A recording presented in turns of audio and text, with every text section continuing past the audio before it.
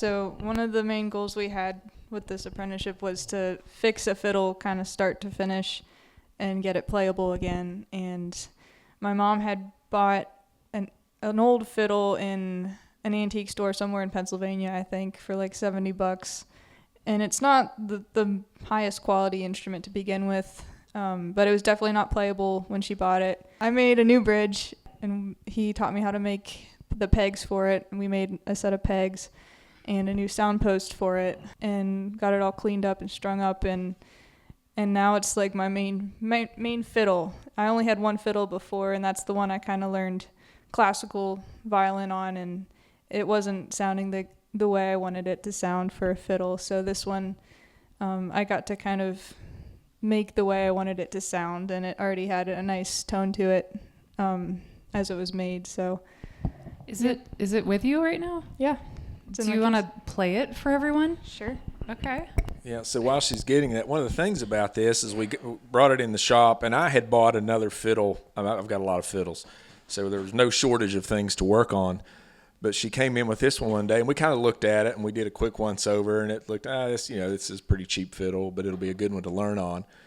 And it sounds surprisingly good. So I've got some fiddles that are really nice, very nicely made, nice woods, and you just never can coax the tone out of them that you want.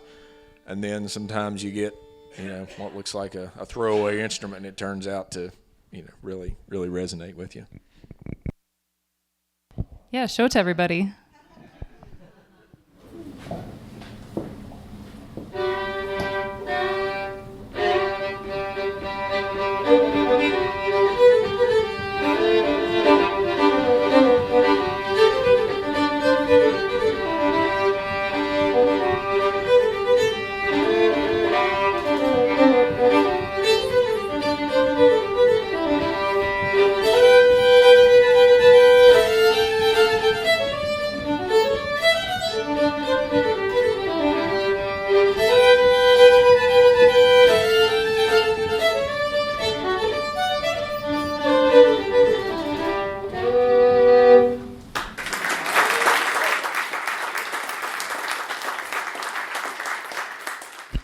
That was actually a tune I learned from Chris too. So We snuck that in there. Yeah. It's a version of Patty on the Turnpike. Where did you learn it?